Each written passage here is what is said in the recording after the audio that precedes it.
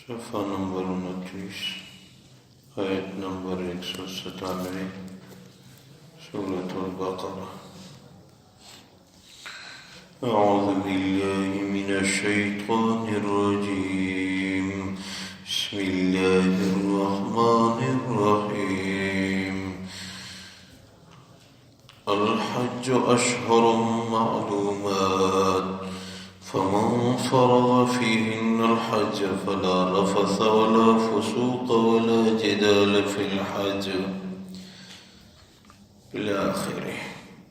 اللہ تبارک و تعالی فرماتے ہیں الحج اشہر معلومات، حج کے متعین مہینے ہیں۔ فمن فرض فيهن الحج،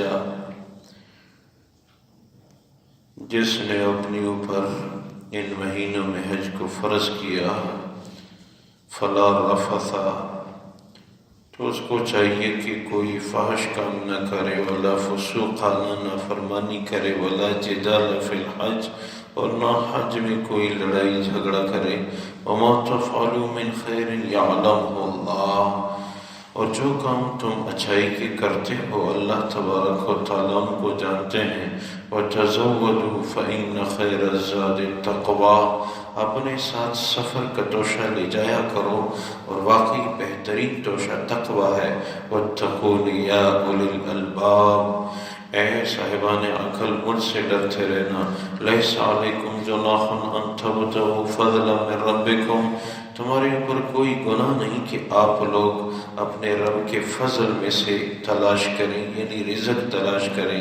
فَإِذَا أَفَضْتُم مِّنْ عَرَفَاتٍ، جب آپ لوگ عرفات سے اتریں، فَاذْكُرُوا اللَّهَ عِندَ الْمَشْعَرِ الْحَرَامِ، تو مزدلفہ تک اللہ کا ذکر کرتے رہنا۔ وَاذْكُرُوهُ كَمَا هَدَاكُمْ، ایسے ذکر کرو جیسے تمہیں بتایا گیا ہے۔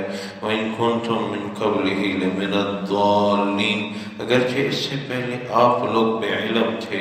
ثُمَّ أَفِيضُوا مِنْ حَيْثُ أَفَاضَ النَّاسُ، پھر ایسے ہی اترو جیسے دیگر لوگ اترتے ہیں۔ وَاسْتَغْفِرُوا اللَّهَ، اپنے گناہوں کی بخشش کی درخواست اللہ سے کرتے رہنا۔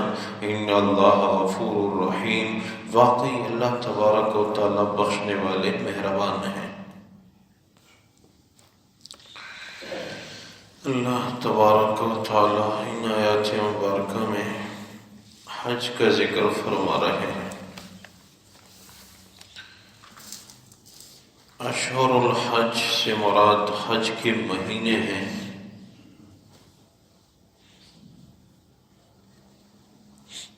شوال، ذی قعدہ اور ذی الحجہ کے 10 دن، ان کو اشہر الحج کہا جاتا ہے،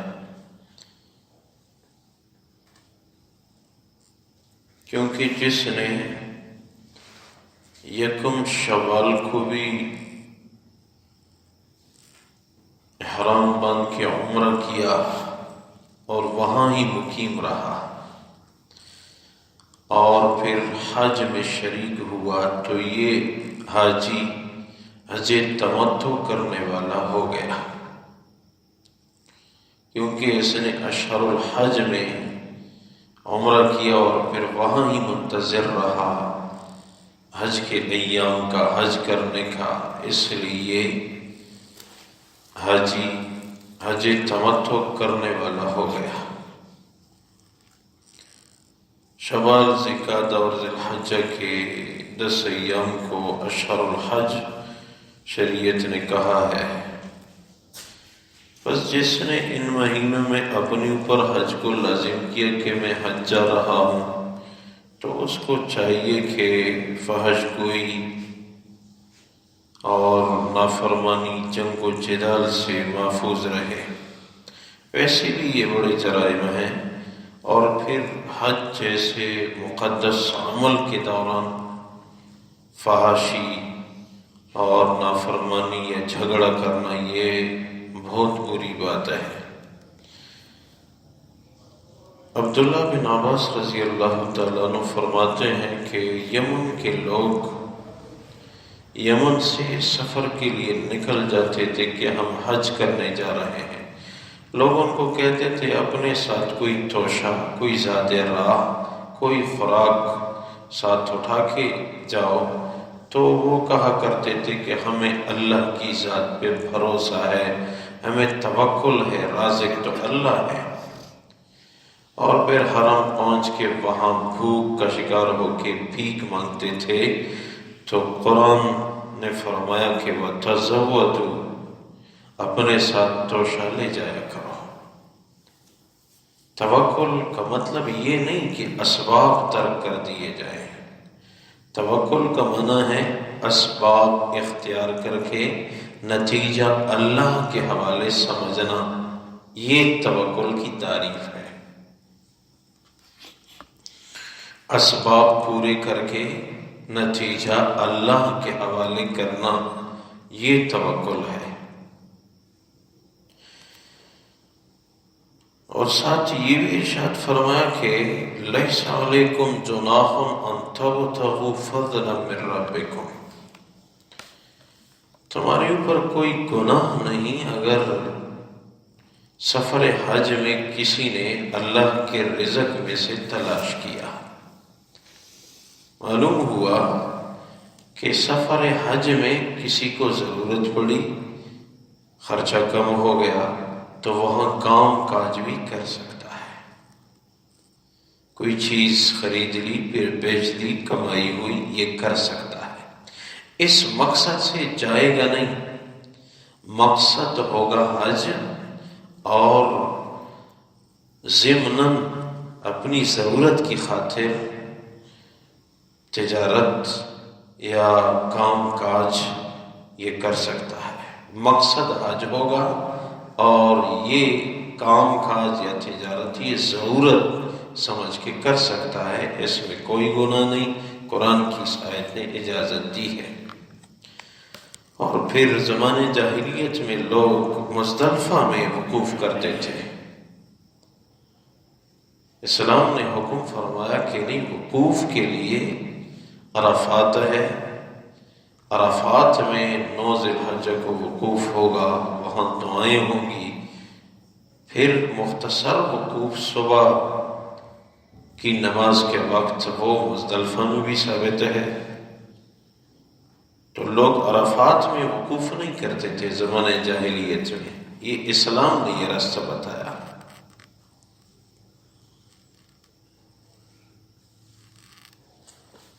اور ساتھ عرفات سے مزدلفہ جاتے ہوئے ذکر کرتے رہنا، تلبیہ پڑھتے رہنا، جب تک جمرات پہ کنکریاں نہیں پھینکی حاجی کو تلبیہ کرنے کی اجازت ہے۔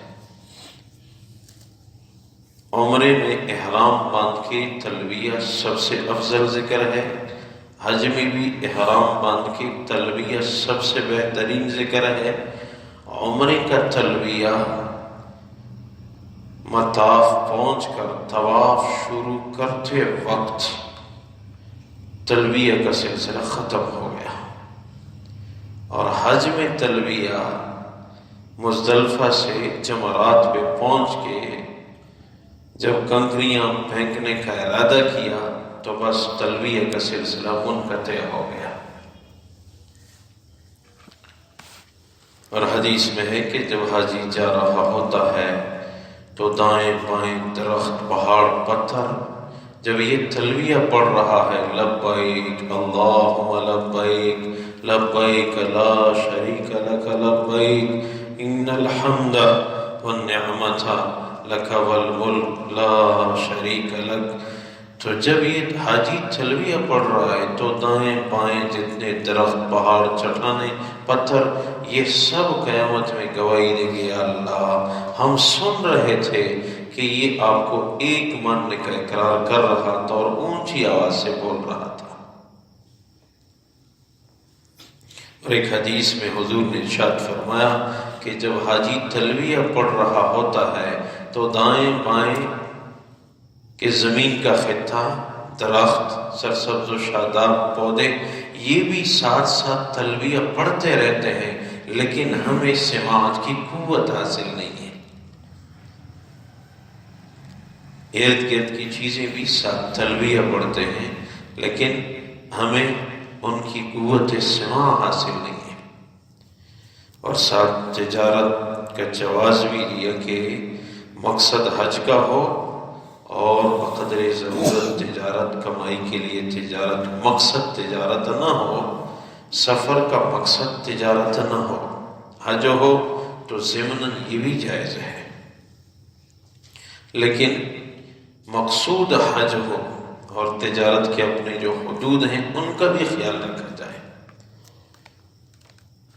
حدیث میں ہے کہ تاجروں کو اضافی صدقات دینے چاہیے، تجارت میں جو کمی بیشی ہو تاکہ وہ دور ہو۔ عبد الحمید رحمہ اللہ تعالی علیہ ایک تابعی بزرگ گزرے ہیں، فرماتے ہیں کہ ہم ایک سفر پہ تھے، کچھ صحابہ اور کچھ تابعین اس سفر میں شریک تھے۔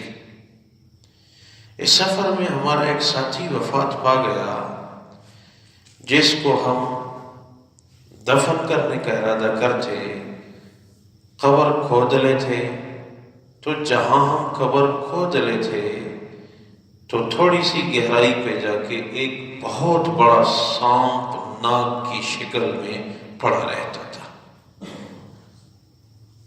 ہمارے ساتھ اس جماعت میں سب سے بڑے علم والے عبداللہ بن عباس رضی اللہ تعالیٰ عنہ ہوتے ہیں۔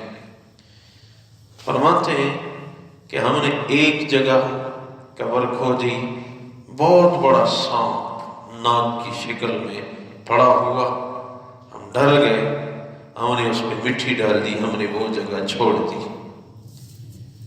ہم نے دوسری جگہ قبر کھودی، اسی طرح بہت بڑا سانپ پڑا ہوا، ہم ڈر گئے، اس پہ بھی ہم نے مٹی ڈال دی، ہم نے وہ جگہ بھی چھوڑ دی۔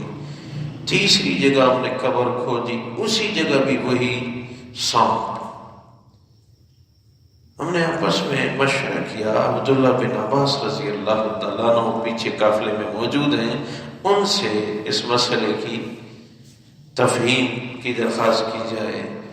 تو عبداللہ بن عباس رضی اللہ تعالیٰ عنہ نے فرمایا کہ اللہ کی قسم اگر 100 جگہ بھی قبر کھودو گے تو یہی سانپ نظر آئے گا، یہ اس آدمی کے کوئی گناہ کا عمل ہے، اس لیے بس قبر کھود کے سانپ کے اوپر ہی اس کو پھینک دینا اور اوپر سے مٹی ڈال دینا۔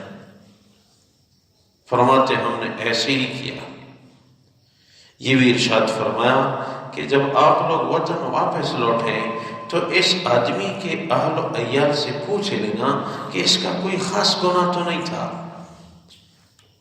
فرماتے ہیں جب ہم سفر سے واپس لوٹے تو عبد الحمید رحمہ اللہ تعالی علیہ فرماتے ہیں میں ان کے اہل و عیال کے ہاں حاضر ہوا تو اس کی بیوی تھی، بچے تو نہیں تھے، اس کی بیوی تھی، تو اس کی بیوی نے بتایا کہ اس کا معمول یہ تھا کہ یہ تجارت کرتا تھا، روز کم سے کم 1 بوری غلہ بیچتا تھا، اور 1 بوری غلے میں عادت یہ تھی کہ 1 دن کا جو غلہ اپنے اہل و عیال پہ خرچ ہوتا تھا وہ اصل غلہ بوری سے نکال لیتا تھا اور بھس اور چوکر وغیرہ غلے کے چھلکے وغیرہ اس میں ملا کے وہ غلے کا وزن پورا کر دیتا تھا۔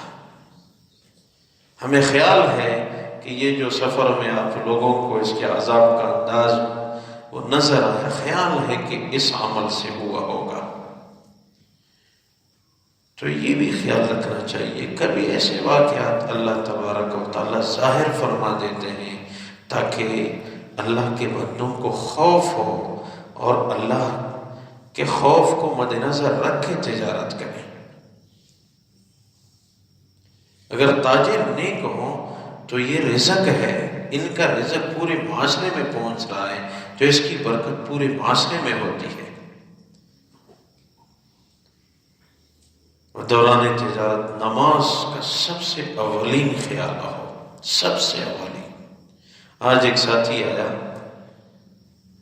تو مجھے کہنے لگا کہ میں ایک دکاندار کو جانتا ہوں، اس بازار میں دکانداری کرتا ہے، وہ نماز کے لیے 15 منٹ دکان بند کرنے کے لیے تیار نہیں تھا، آج 15واں دن ہو گیا کہ اس کی دکان بند ہے، چیخ رہا ہے، نہیں کھول سکتا۔ جو 15 منٹ دکان بند کرنے کے لیے تیار نہیں تھا نماز کے واسطے، اس کی دکان 15 دنوں سے بند ہے، نہیں کھول سکتا۔ اللہ کبھی سمجھاتے ہیں۔ اور ہمارے بڑے استادوں میں سے تھے، فرمانے لگے تاجر اگر اپنے کاروبار میں ترقی چاہتے ہیں، زکوٰۃ اپنے وقت پہ ٹھیک ٹھیک ادا کرے اور نماز کے لیے دکان شٹر بند دکان ہو۔ یہ نہیں کہ جی 2 بندے پہلے چلے جائیں، ادھر 1:30 بجے ادھر 1:30 بجے، یہ تو ایک بہانہ ہے، یہ تو ایک ہیلا ہے۔ بس جی کمائی بھی جاری ہو، چاہے جماعت کی نماز ملے نہ ملے، خیر ہے، عذر ہے جی۔ تو نہیں، نماز کے لیے ٹھیک ٹھاک دکان بند کرو، تالا لگاؤ۔ اور کئی دفاتر میں نے دیکھا انہوں نے وہ وقفہ برائے نماز لکھا ہوتا ہے، شیشہ بند ہوتا ہے، وقفہ برائے نماز۔ کیا اچھا لگتا ہے وقفہ برائے نماز، اللہ خوش ہو جائیں گے، میرے بندے نے میری عبادت کے لیے وقفہ کیا۔ یہ ہونا چاہیے، پھر دیکھو گے کہ پھر برکت آئے گی کہ نہیں۔ اللہ تبارک و تعالی فرماتے ہیں الحج اشہر معلومات، حج کے لیے مختص مہینے ہیں۔ فمن فرض فیہن الحج فلا رفث ولا فسوق ولا جدال فی الحج، جس نے اپنی پر ان مہینوں میں حج فرض کیا یعنی حج کرنے کا عزم کیا تو وہ فحش گوئی نہ کرے، نافرمانی نہ کرے، اور دوران حج جنگ و جدال نہ کرے۔ وما تفعلوا من خیر یعلمہ اللہ، جو تم کرتے ہو اچھائی کے کاموں میں سے اللہ جانتے ہیں۔ وتزودوا فإن خیر الزاد التقوی، اپنے ساتھ توشہ بھی لے جایا کرو اور بہترین توشہ تقوی ہے۔ واتقون یا اولی الالباب، اللہ فرماتے ہیں مجھ سے ڈرو اے صاحبان عقل۔ لیس علیکم جناح ان تبتغوا فضلا من ربکم، تمہارے اوپر کوئی گناہ نہیں کہ آپ لوگ اپنے رب کے رزق میں سے تلاش کریں۔ فإذا أفضتم من عرفات فاذكروا الله عند المشعر الحرام، جب آپ لوگ عرفات سے اتریں تو اللہ کا ذکر کرتے رہنا مزدلفہ جاتے ہوئے۔ وَاذْكُرُوهُ كَمَا هَدَاكُمْ، ایسے ذکر کرو جیسے تمہیں طریقہ بتایا گیا۔ وَإِن كُنتُم مِّن قَبْلِهِ لَمِنَ الضَّالِّينَ، اگرچہ اس سے پہلے آپ لوگ اس انداز سے بے خبر تھے۔ ثُمَّ أَفِيضُوا مِنْ حَيْثُ أَفَاضَ النَّاسُ، پھر ایسے اترو جیسے دیگر لوگ نرم انداز سے آہستہ سے شور شرابہ کیے بغیر اترتے ہیں۔ وَاسْتَغْفِرُوا اللَّهَ، اللہ سے اپنے گناہوں کی بخشش کی درخواست کرتے رہنا۔ إِنَّ اللَّهَ غَفُورٌ رَحِيمٌ، واقعی اللہ تبارک و تعالیٰ بخشنے والے مہربان ہیں۔ اے اللہ فضل فرما، رحم فرما، آپ گناہوں کو معاف فرمانے والے ہیں۔ اے اللہ ہماری خطاؤں کو معاف فرما، اے اللہ ہمارے جرائم کو معاف فرما، اے اللہ امت مسلمہ کو درگزر فرما، اے اللہ امت کی پریشانیوں کو خوشیوں میں تبدیل فرما، اے اللہ موذی امراض کو عالم اسلام سے دور فرما، کافروں کے لیے ہدایت کا ذریعہ بنا۔ اے اللہ ہم سب کی مغفرت فرما، جس چیز کی خواہش ہے حج عمرہ حرمین شریفین کی مقبول حاضری، یا اللہ بار بار ہم سب کو ادب و احترام کے ساتھ نصیب فرما۔ اے اللہ حرم کے دروازے عالم اسلام کے لیے کھول دے۔ اے اللہ آخری خاتمہ بالخیر ہم سب کو نصیب فرما۔ وما توفیقی الا باللہ، علیہ توکلت و الیہ انیب، برحمتک و کرمک، رحمتک و کرمک۔